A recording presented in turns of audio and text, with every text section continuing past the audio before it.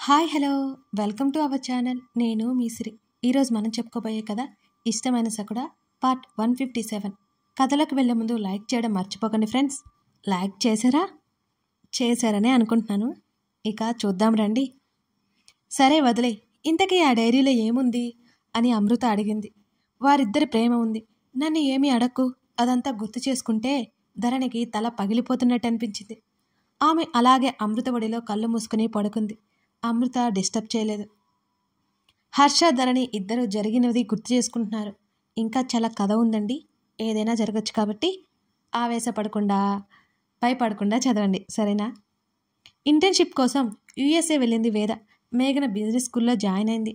ఇద్దరు హౌస్ తీసుకుని ఉంటున్నారు. వేదా చెప్పు, నాకు టైం అవుతుంది. ఇంకా ఎంతసేపు? మేఘన అరుస్తోంది. 5 minutes. తన బ్యాగ్ కోటు పట్టుకుని బయటికి వచ్చింది వేద. లేట్ అయింది కదా, క్యాబ్ తీసుకుందాం అని మేఘన అంటుంటే, నువ్వు క్యాబ్లో పో, నేను ట్రైన్లో పోతా అంది వేద. వేదా సీరియస్గా అంది మేఘన. అమ్మో, నీలా ఖర్చు చేసా అంటే అంతే సంగతి. అసలే మేం పేదోళ్ళం అంటున్న వేద మాటలకి తల కొట్టుకొని పదా అని పళ్ళు నురింది మేఘన. డబ్బులు సేవ్ చేయాలి మేఘా అని వేద అంటుంటే, నీ పేరు వేద అని తెలుసు, వేదాంతాలు చెప్పక పదా. మేఘన విసుక్కుంటూ వేదతో పాటు బయలుదేరింది. వేద నవ్వింది. లోకల్ ట్రైన్ ఎక్కారు ఇద్దరు. తప్పు చేశాం, దగ్గరలో హౌస్ తీసుకోవాల్సింది అని మేఘన చెప్తుంటే,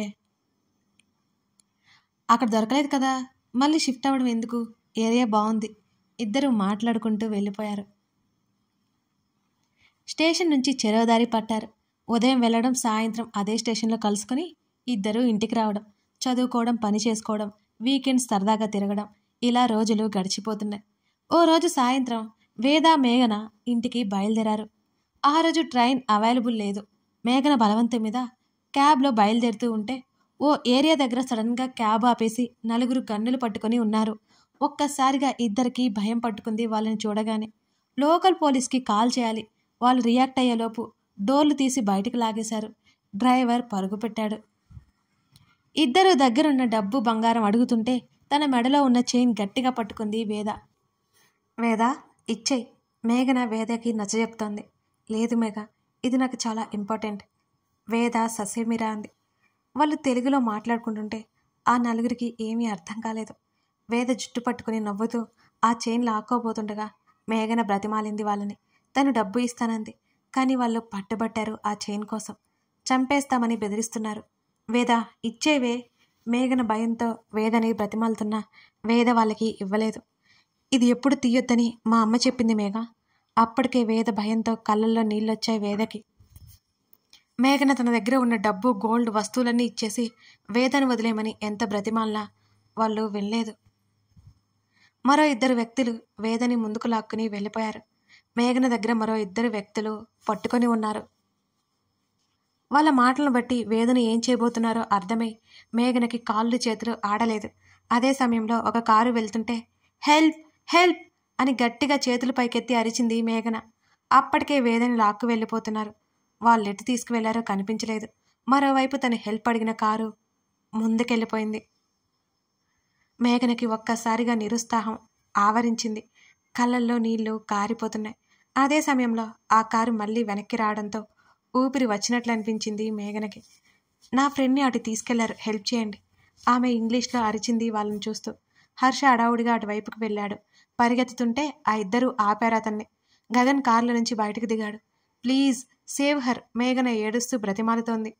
గగన్ హర్షను వెళ్ళమన్నట్టు చూసి వాళ్ళిద్దరినీ అడ్డుకున్నాడు. వాళ్ళ చేతిలో ఉన్న గన్ గురిపెట్టడంతో వెంటనే మేఘను పక్కకు లాగేశాడు గగన్. ఇద్దరు కింద పడ్డారు. ఆమెను వదిలేసి వాళ్ళ చేతిలో ఉన్న గన్ లాక్కున్నాడు గగన్. ఆ ఇద్దరు చేతులు పైకెత్తారు. గగన్ గన్ చూపించి మోకాల మీద కూర్చోబెట్టాడు. కాల్ ది పోలీస్ గట్టిగా అరవడంతో మేఘన తన ఫోన్ వెతుక్కుని పోలీస్కి కాల్ చేసింది. గగన్ గన్ తీసుకుని ఆ ఇద్దరి మొహం మీద కొట్టేశాడు.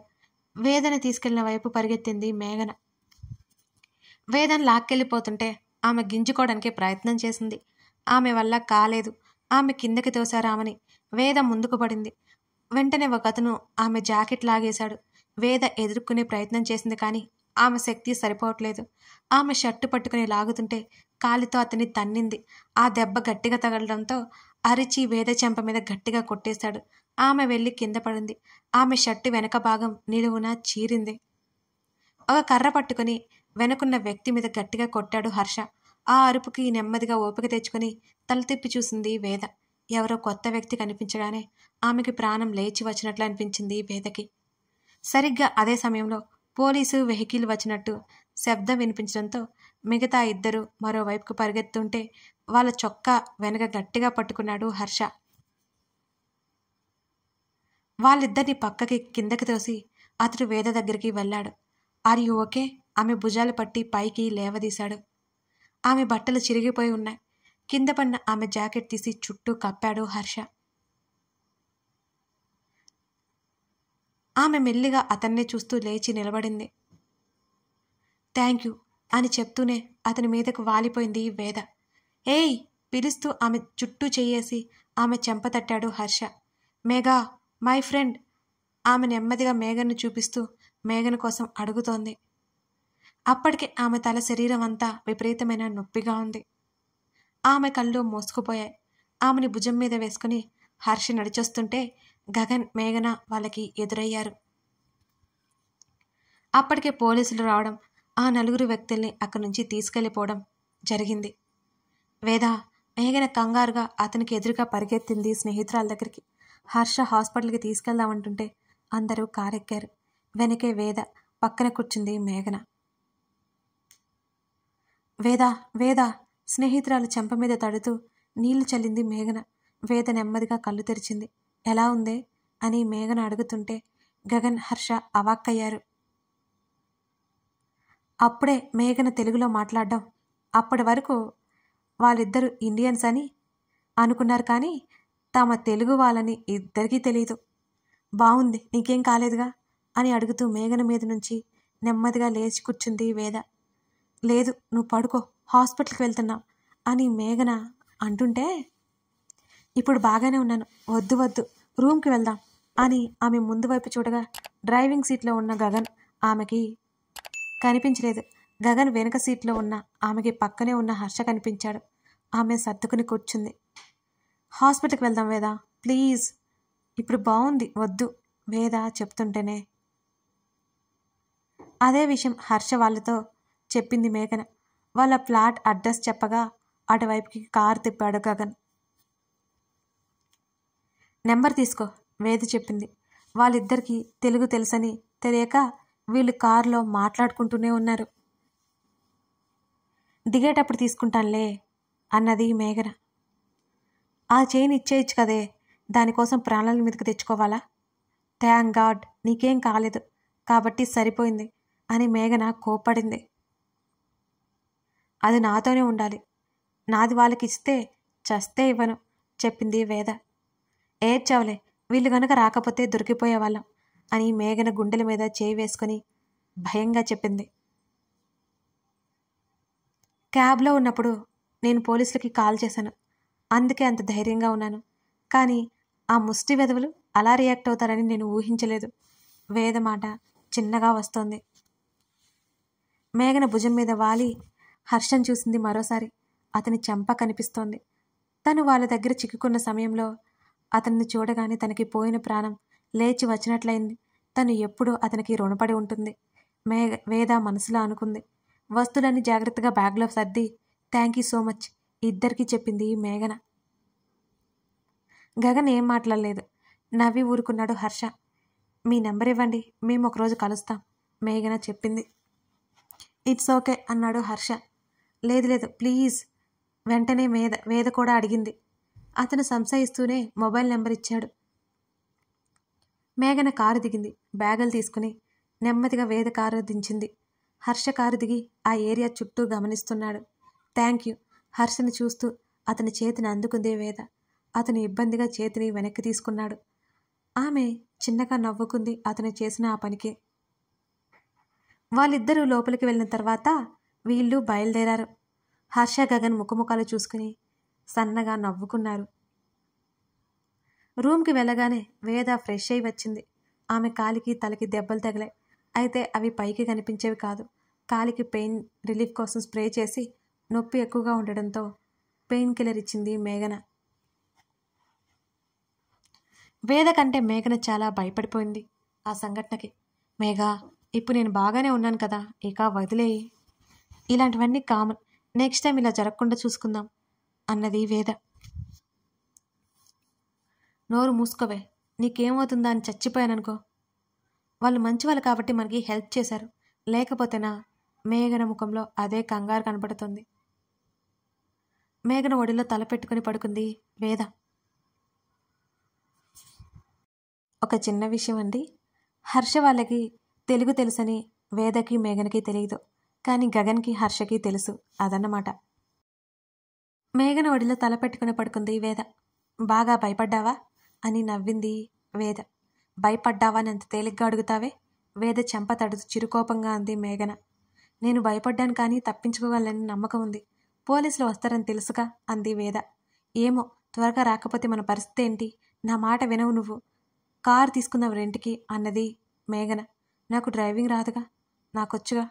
మేఘా, అవన్నీ నాకు చాలా ఇబ్బందిగా ఉంటాయి వేద అంటుంటే. నేను నీకేం కాను కదా వేద. చిచి, ఏం మాట్లాడుతున్నావే? లేకపోతే ఏంటి? ఏం చెప్పినా ఇలాగే దూరం పెట్టేస్తావు. మన మధ్య డబ్బు ఆస్తి అని అడ్డు చూపిస్తావు. మేఘన ఒక్కింత చిన్నబుచ్చుకున్నట్టుగా మాట్లాడింది. సరే మేడం, సరే, నువ్వేది చెప్తే అది. ఇంకోసారి ఇలా మాట్లాడను. యువర్ మై బెస్ట్ ఫ్రెండ్ అని నవ్వింది వేద. చూస్తాను కదా నేను కూడా అంది మేఘన. చూడు, ఎవరు కాదన్నారు? ఇంతకీ ఆ హ్యాండ్సమ్ అబ్బాయి నెంబర్ ఇటివ్వు అన్నది వేద. ఆ మాటలకి మేఘన కోపంగా చూసింది. నోరు మూసుకుని రెస్ట్ తీసుకో అంటూ తన బెడ్ మీదకి వెళ్ళిపోయింది మేఘన. ఇద్దరు కాసేపటికే నిద్రలోకి చేరుకున్నారు. ఉదయాన్నే మేఘ లేచేసరికి వేద నిద్రపోతూ కనిపించింది. ఇద్దరి కోసం టిఫిన్ ప్రిపేర్ చేసి పనులు పూర్తి చేసింది. వేద అంటూ దగ్గరికి వెళ్ళి తట్టి లేపింది. ఆ రోజుకి బాడీ అంతా విపరీతమైన నొప్పిగా అనిపిస్తుంటే నెమ్మదిగా కళ్ళెత్తి చూసింది వేద. నాకు టైం అవుతుంది, నేను వెళ్తున్నాను. బ్రేక్ఫాస్ట్ రెడీగా ఉంది, లేచి తిను, టాబ్లెట్స్ వేసుకో అని చెప్పి తను వస్తువులు తీసుకుని వెళ్ళిపోయింది. వేద మళ్ళీ పడుకుంది. ఎప్పటికో లేచింది.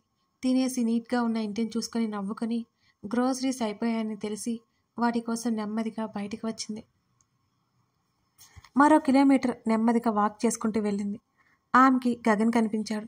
ఒక కాఫీ షాప్ ముందు గగన్ కూర్చుని ఫోన్ మాట్లాడుతున్నాడు. ఆమె కాస్త హుషారుగా దగ్గరికి వెళ్ళి ఎదురుగా కూర్చుంది. కాఫీ సిప్ చేస్తూ తల ఎత్తి చూశాడు గగన్. స్వెటర్లో మునిగిపోయింది. మఫ్లర్ పెట్టుకుంది. మొదట ఆమె ఎవరో అర్థం కాకపోయినా మెల్లిగా గగన్కి ఆమె ఎవరో అర్థమైంది. అతను ఫోన్ మాట్లాడుతూనే ఆమె వైపు చూశాడు. నవ్వుతూ చేయి ఊపింది వేద. అతను నవ్వలేదు. కొన్ని క్షణాలు ఆమెనే చూశాడు. మళ్ళీ అంతలోనే పట్టించుకోకుండా మాట్లాడుతూనే ఉన్నాడు.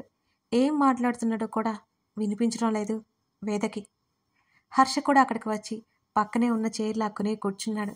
గగన్ ఫోన్ మాట్లాడుతూ ఉండడంతో హర్ష తన మొబైల్ చూసుకుంటూ హాయ్ అన్న పిలుపుకి తల ఎత్తి చూశాడు. వేద నవ్వుతూ చూసింది అతన్ని. అతను ఒక్క క్షణం ఆశ్చర్యపోయి అంతలోనే హాయ్ ఓ నవ్వు నవ్వాడు అతను కూడా. థ్యాంక్ యూ సో మచ్ వేద చెప్పింది. It's okay. ఆమె అక్కడ ఎందుకు ఉందో అర్థం కాక అయోమయంగా చూశాడు హర్ష. అతని ఆలోచన అర్థమై పక్కనే ఉన్న సూపర్ మార్కెట్ వైపు చూపించింది. ఓహో అన్నట్టు తలాడించాడు హర్ష.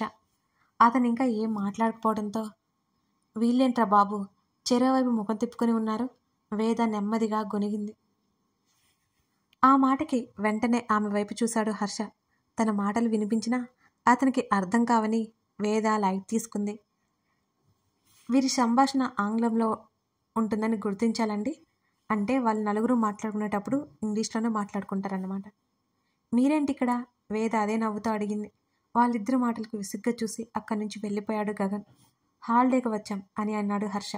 ఓహో అని నవ్వలేక నవ్వి ఎన్ని రోజులుంటారు ఇక్కడ అని అడిగింది వేద.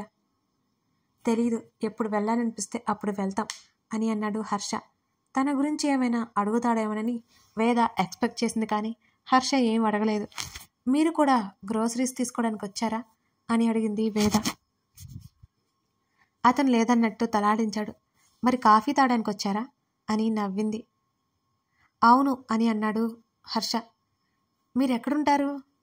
ఇక్కడే దగ్గరలో ఉంటాం మేం కూడా అని మీకు తెలుసు కదా, మర్చిపోయా నవ్వి ఓ చిన్న ట్రీట్ వస్తారా అని అడిగింది వేద. ఎందుకు? అతను నవ్వుతూ అడిగాడు. అతను అమ్మాయిలతో బాగా మాట్లాడతాడు కాబట్టి పెద్దగా ఇబ్బంది పడట్లేదు. వేదతో మాట్లాడేటప్పుడు. ఊరికే అంటే మనం ఫ్రెండ్స్ అయిపోయాం కదా అన్నది కళ్ళెగరేస్తూ. విల్ ట్రై అన్నాడు హర్ష. వావ్, ష్యూరా? Yeah, thank you so much. ఈ వీకెండ్ ఓకేనా అని అడిగింది వేద. హర్ష పెదవి విరిచి భుజాలు కదిలించాడు. మీ ఫ్రెండ్ ఏంటి ఫేసు అని పెట్టుకున్నాడు అని గగన్ని చూపిస్తూ అడిగింది వేద. వాడంతే అని. మరి నేను మళ్ళీ కలుస్తానని పైకి లేచాడు హర్ష. కాల్ చేస్తాను అని తను పైకి లేచింది వేద. అదే సమయంలో అక్కడ ఒక అమ్మాయి హర్ష దగ్గరికి వచ్చి హత్తుకుంది. వాళ్ళిద్దరూ అలాగే మాట్లాడుకుంటున్నారు కూడా. హర్ష ఫ్లడ్ చేయడం వేద చూస్తూనే ఉంది. ఆమె ముఖం ఎర్రబడింది. ఆ తర్వాత ఆ అమ్మాయి వెళ్ళిపోయింది. ఇంకా తన్నే చూస్తున్న వేదను చూసి ఏంటన్నట్టు అతను సైగ చేశాడు. ఆమె ఏమీ లేదన్నట్టు అక్కడి నుంచి మాటలోకి వెళ్ళిపోయింది. హర్ష గగన్ దగ్గరికి నడిచాడు. ఫోన్ చెవి దగ్గర పెట్టుకొని సన్నగా నవ్వుకుంటున్న గగన్ కనిపించాడు. ఏమైంది వీడికి అనుకుంటూ దగ్గరికి వెళ్ళాడు హర్ష. కథ కొనసాగుతోంది. ఇదన్నమాట హర్ష, మేఘన, వేద, గగన్ వాళ్ళ స్నేహం మొదట ఎలా స్టార్ట్ అయిందో ఇప్పుడు మీకు తెలిసింది కదా. ఇక మన సిరి డైరీస్లో విలన్ అనే స్టోరీ ఉందండి. చాలా బాగుంటుంది. ఆ స్టోరీ చాలా రీసెర్చ్ చేసి మరీ రాశానండి. ఒకసారి వెళ్ళి చూడండి, మీకు తప్పకుండా నచ్చుతుంది. మీకు అన్ని జోనర్స్ ఆ కథలో కనిపిస్తాయి. మిస్ అవ్వకండి ఫ్రెండ్స్. డిస్క్రిప్షన్లో లింక్ ఇస్తాను. సిరి డైరీస్లో విలన్ అనే స్టోరీ. Thank you.